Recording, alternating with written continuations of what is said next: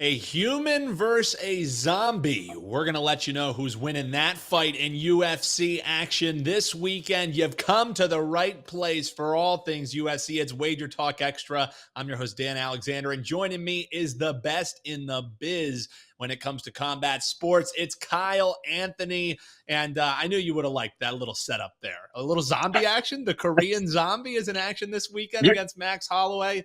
Sometimes you got to have the cheesy hooks, man. you're gonna have the promo. You got the promo already. You got the promo. it's exactly just call me Dan Buffer, man. Let's ride. All right, but I am interested because it is quite the lumber that you have to lay if you want to back Holloway, and you're one of the best at trying to find a way to get around laying juice like that if you like a favorite. But in this fight, in Jung versus Holloway, is that what you're seeing, the favorite, and finding value on him, or is the Korean zombie live?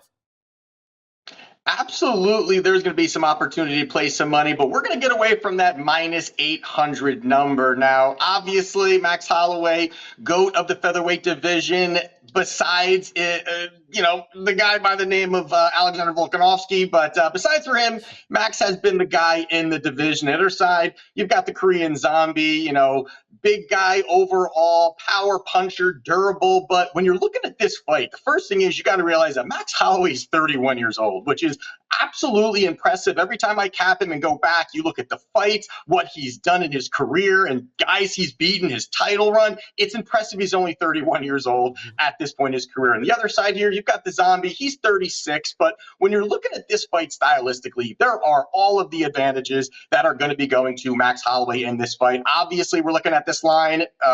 Line makers also agree with us on that, but there's three main points here that I think that really where Max is going to find success, and it's going to be his footwork, his hand speed, and that high volume. That's really been his recipe for success over his career, to just go out there, throw big shots, throw big volume, keep the pressure forward, and really weaponize that cardio. It's worked out exceptionally well for him over his career, really smothering people with that pressure over the entire fight, basically. But you're looking at Zombie. Zombie's the kind of guy who's a little more slow plodding, doesn't have that distance management like Max Holloway does, and he's more of a guy looking to be aggressive, push forward, try to land that big shot, and that's been his way that he's been able to find success. But his issue here is really he's kind of a one-and-done fighter. He doesn't really piece punches together. He doesn't really look to throw 2-3 punch combinations. He really just does not do that. Where on the other side, Max, that is just his bread and butter. 5-6 punch combinations, mixing it up, targeting different parts of the body,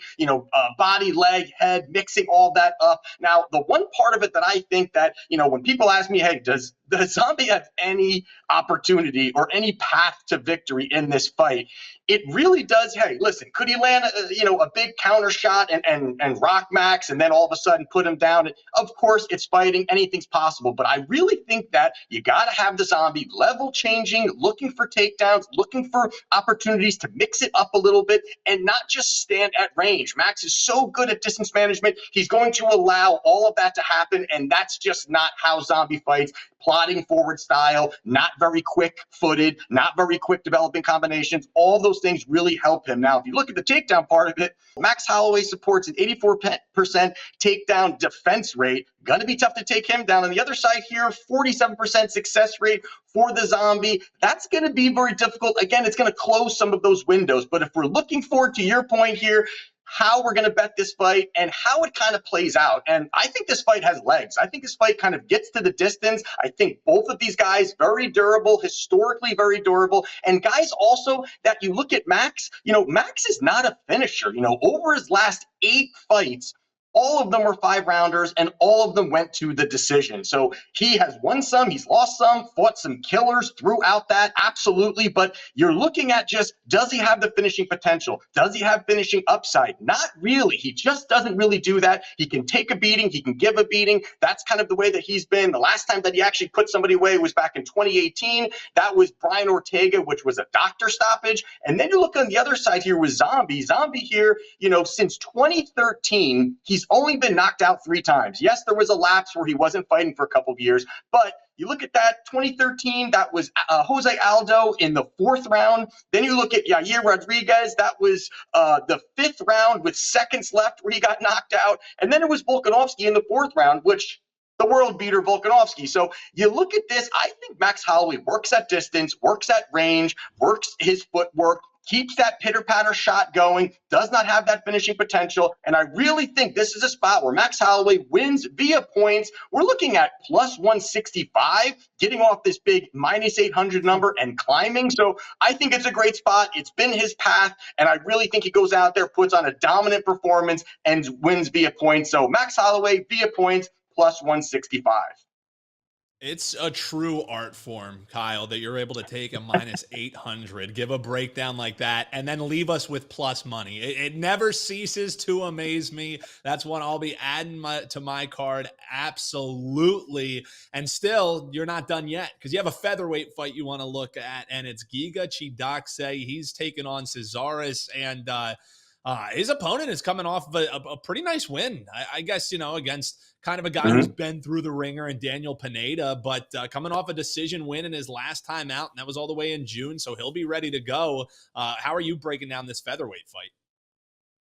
Yeah, so we got Giga here. He's minus 275, high-level kickboxer, elite striking, really, really high-level just kicking arsenal in general. And then the other side here, you've got Alex Caceres. He's plus 210 roughly, crafty veteran, good hand speed, and he's a well-rounded guy. And that is something that I think is very interesting in this particular fight when you're looking at it, because Alex Caceres may be the most well-rounded MMA fighter that Giga has fought. Now, Giga's fought some killers. He beat Edson Barbosa. He beat Cub Swanson, Omar Morales. But these are guys that really will stand and strike. It's a glorified kickboxing match. They'll work at range. They'll work and they'll keep striking. There's no threat of takedowns, where that is actually just the perfect landscape for Giga to find success. Now, the one thing that I think is a little bit eye-opening was his last fight against Calvin Kattar, where Kattar is a boxer. It was kind of a nice landscape for Giga again, but Kattar beat the brakes